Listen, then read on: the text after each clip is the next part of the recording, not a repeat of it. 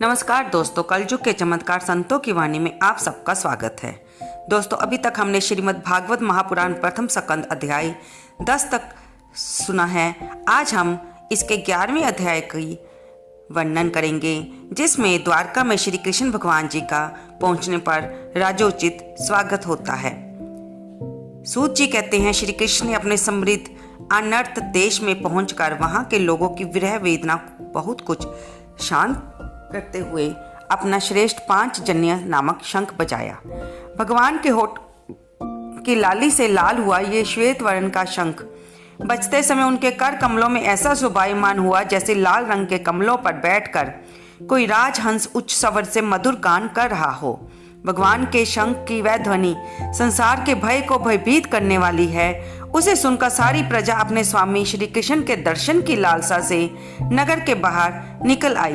भगवान श्री कृष्ण आत्मा राम है, वे अपने आत्म लाभ से ही सदा सर्वदा पूर्ण काम है। फिर भी बड़े लोग बड़े आदर से भगवान सूरज को जैसे दीपदान करते हैं, वैसे ही अनेक प्रकार की भेंटों से प्रजा ने श्री कृष्ण का स्वागत किया। सबके मुख कमल प्रेम से खिल उठे। वे हर्ष गदवाणी से सबसे सुहृद और संरक्षक भगवान श्री कृष्ण की ठीक वैसे ही स्तुति करने लगे जैसे बालक अपने पिता से अपनी तोतली बोली में बातें करता है।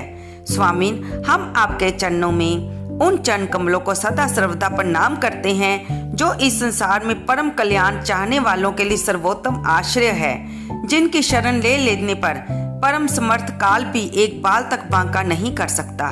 विश्वभावन, आप ही हमारे माता, सुहृद, स्वामी और पिता हैं। आप ही हमारे सद्गुरु और परम आराध्य देव हैं। आपके चरणों की सेवा से हम कृतार्थ हो रहे हैं। आप ही हमारा कल्याण करें। ओहो, हम आपको पाकर सनाथ हो गए, क्योंकि आपके सर्व सौंदर्य सार अनुपम रूप का हम दर्शन करते रहते हैं। कितना सुंदर मुख है। कमल नयन श्री कृष्ण, जब आप अपने बंधु बांधवों से मिलने के लिए हस्तिनापुर अथवा मथुरा चले जाते हैं, तब आपके बिना हमारा एक एक क्षण कोटि कोटि वर्षों के समान लंबा हो जाता है। आपके बिना हमारी दशा वैसी ही हो जाती है जैसे सूरज के बिना आंखों की। भक्त वत्सल भगवान श्री कृष्ण प्रजा के मुख से ऐसे वचन सुनते हुए और अपनी कृपामय दृष्टि से उन पर अनुग्रह की वृष्टि करते हुए द्वारका में प्रविष्ट हुए। जैसे नाग अपनी नगरी भोगवती यानी कि पातालपुरी की रक्षा करते हैं, वैसे ही भगवान की वह द्वारकापुरी भी मधु, भोज, दार्श्य, अहर, कुकुर, अंधक और विष्णुवंशी यादवों से, जिनके पराक्रम की तुलना और किसी से नहीं की जा सकती, सुरक्षित थी। वह पुरी समस्त ऋतुओं के संपूर्ण वैभव से संपन्न एवं पवित्र वृक्षों एवं लताओं के कुंजों से युक्त थी। बीच बीच में कमल युक्त सरोवर नगर की शोभा बढ़ा रहे थे। नगर के फाटकों, महल के दरवाजों और सड़कों पर भगवान के स्वागतार्थ बंधनवारें लगाई गई थी। चारों ओर चित्र विचित्र ध्वजा पताकाएं फहरा रही थी, जिससे उन स्थानों पर धाम का कोई प्रभाव नहीं पड़ता था। उसके राजमार्ग, अन्याय सड़कें, बाजार, चौक झाड़ फुहार कर सुगंधित जल से सींच दिए गए थे और भगवान के स्वागत के लिए बरसाए हुए फल, फूल, अक्षत, अंकुर चारों ओर बिखरे पड़े थे।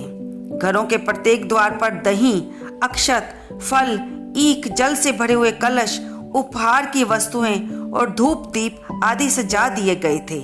उदार शिरोमणि वसुदेव, अक्रूर, उग्रसेन, बलराम, प्रद्युम्न, चारुदेशन और जामवती नंदन सांब ने जब ये सुना कि हमारे प्रियतम भगवान श्री कृष्ण आ रहे हैं, तब उनके मन में इतना आनंद उमड़ा कि उन लोगों ने अपने सभी आवश्यक कार्य, सोना, बैठना और भोजन आदि छोड़ दिए। प्रेम के आवेग से उनका हृदय उछलने लगा। वे मंगल शकुन के लिए एक गजराज को आगे करके स्वस्तवन पाठ करते हुए और मांगलिक सामग्रियों से सुसज्जित ब्राह्मणों को साथ लेकर चले। शंख और तुरही आदि बाजे बजने लगे और देव ध्वनि होने लगी। वे सब हर्षित होकर रथों पर सवार हुए और बड़ी आदर बुद्धि से भगवान की अगवानी करने चले। साथ ही भगवान श्री कृष्ण के दर्शन के लिए उत्सुक सैकड़ों श्रेष्ठ वीरांगनाएं, जिनके मुख कपोलों पर चमचमाते हुए कुंडलों की कांति पड़ने से बड़े सुंदर दिखते थे, पालकियों पर चढ़कर भगवान की अगवानी के लिए चली। बहुत से नट, नाचने वाले, गाने वाले, विरुद्ध पखाड़ने वाले सूत सभी कृष्ण की ओर चल पड़े। भगवान श्री कृष्ण ने बंधु बांधवों, नागरिकों और सेवकों से उनकी योग्यता के अनुसार अलग अलग मिलकर सबका सम्मान किया। किसी को सिर झुकाकर प्रणाम किया, किसी को वाणी से अभिवादन किया, किसी को हृदय से लगाया, किसी से हाथ मिलाया, किसी और देखकर मुस्कुरा भर दिया और किसी को केवल प्रेम भरी दृष्टि से देख लिया। जिसकी जो इच्छा थी उसे वही वरदान दिया। इस प्रकार चांडाल पर्यंत सबको संतुष्ट करके गुरुजन, सब पत्नी, ब्राह्मण और वृद्धों का दूसरे लोगों का आशीर्वाद ग्रहण करते हुए बंदी जनों से विरुद्धावली सुनते हुए सबके साथ भगवान श्री कृष्ण ने नगर में प्रवेश किया। शौनक जी जिस समय भगवान राजमार्ग से जा रहे थे उस समय द्वारका की कुल कामिनियां भगवान के दर्शन को ही परमानंद मानकर अपनी अपनी अटारियों पर चढ़ गई। भगवान का वक्षस्थल मूर्तिमान सौंदर्य लक्ष्मी का निवास स्थान है। उनका मुख वृंद नेत्रों के द्वारा पान करने के लिए सौंदर्य सुधा से भरा हुआ पात्र है। उनकी भुजाएं लोकपालों को भी शक्ति देने वाली हैं। उनके चरण कमल भक्त परमहंसों के आश्रय हैं। उनके अंग अंग शोभा के धाम हैं। भगवान की इस छवि को द्वारकावासी नित्य निरंतर निहारते रहते हैं, फिर भी उनकी आंखें एक क्षण के लिए भी तृप्त नहीं होती। द्वारका के राजपथ पर भगवान श्री कृष्ण के ऊपर श्वेत वर्ण का छत्र तना हुआ था। श्वेत चवर झुलाए जा रहे थे। चारों ओर से पुष्पों की वर्षा हो रही थी। वे पीतांबर और वनमाला धारण किए हुए थे। इस समय वे ऐसे शोभायमान हुए जैसे शाम मेघ एक ही साथ सूरज, चंद्रमा, इंद्रधनुष और बिजली से शोभायमान हो। भगवान सबसे पहले अपने माता पिता के महल में गए। वहां उन्होंने बड़े आनंद से देवकी आदि सातों माताओं को चरणों पर सिर रखकर प्रणाम किया और माताओं ने उन्हें अपने हृदय से लगाकर गोद में बिठा लिया। स्नेह के कारण उनके सतनों से दूध की धारा बहने लगी। उनका हृदय हर्ष से विह्वल हो गया और वे आनंद के आंसुओं से उनका अभिषेक करने लगी। माताओं से आज्ञा लेकर वे समस्त भोग सामग्रियों से संपन्न सर्वश्रेष्ठ भवन में गए, जिसमें 16,000 पत्नियों के अलग अलग महल थे। अपने प्राणनाथ भगवान श्री कृष्ण को बहुत दिन बाहर रहने के बाद घर आया देखकर रानियों के हृदय में बड़ा आनंद हुआ। उन्हें अपने निकट देखकर वे एकाएक ध्यान छोड़कर उठ खड़ी हुई। उन्होंने केवल आसन को ही नहीं बल्कि उन नियमों को भी त्याग दिया जिन्हें उन्होंने पति के प्रवासी होने पर ग्रहण किया था। उस समय उनके मुख और नेत्रों में लज्जा छा गई। भगवान के प्रति उनका भाव बड़ा ही गंभीर था। उन्होंने पहले मन ही मन, फिर नेत्रों के द्वारा और तत्पश्चात पुत्रों के बहाने शरीर से उनका आलिंगन किया। शौनक जी उस समय उनके नेत्रों में जो प्रेम के आंसू छलक आए थे, उन्हें संकोचवश उन्होंने बहुत रोका, फिर भी विवशता के कारण वे ढलक ही गए। यद्यपि भगवान श्री कृष्ण एकांत में सर्वदा ही उनके पास रहते थे, तथापि उनके चरण कमल उन्हें पद पद पर नए नए जान पड़ते। भला स्वभाव से ही चंचल लक्ष्मी जिन्हें एक क्षण के लिए भी कभी नहीं छोड़ती, उनकी सनिधि से किसी स्त्री की तृप्ति कैसे हो सकती है। जैसे वायु बांसों के संघर्ष से दावानल पैदा करके उन्हें जला देता है, वैसे ही पृथ्वी के भार भूत और शक्तिशाली राजाओं में परस्पर फूट डालकर बिना शस्त्र ग्रहण किए ही भगवान श्री कृष्ण ने उन्हें कई अक्षौहिणी सेना सहित एक दूसरे से मरवा डाला और उसके बाद आप भी उपराम हो गए।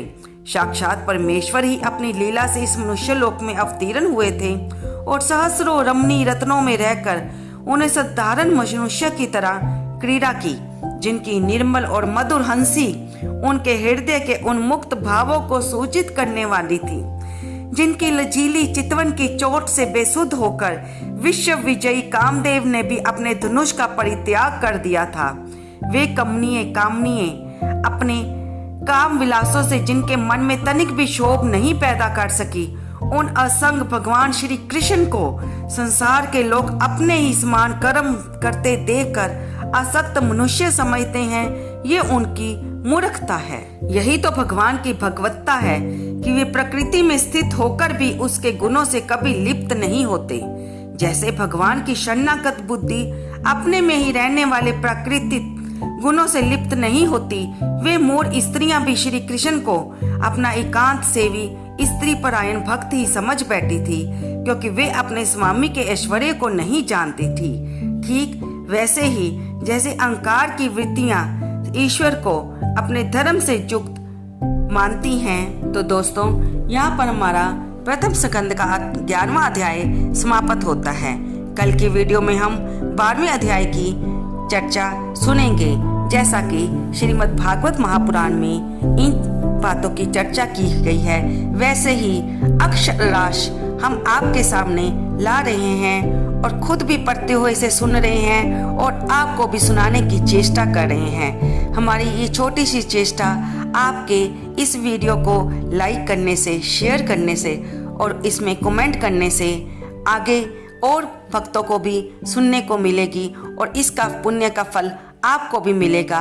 कमेंट बॉक्स में जय कृष्ण भगवान लिखना बिल्कुल ना भूलें। और हमारी वीडियो आपको कैसी लग रही हैं, इनमें हम क्या परिवर्तन लाए, कृपया कमेंट बॉक्स में हमें ये भी बताइए। आपके एक एक कमेंट से, आपके एक एक लाइक करने से हमारा मनोबल बढ़ता है। कृपया मेरी वीडियो को सुनते हुए इसे आते जाते हुए लाइक भी कर दें और इसे सब्सक्राइब भी कर लें। धन्यवाद दोस्तों।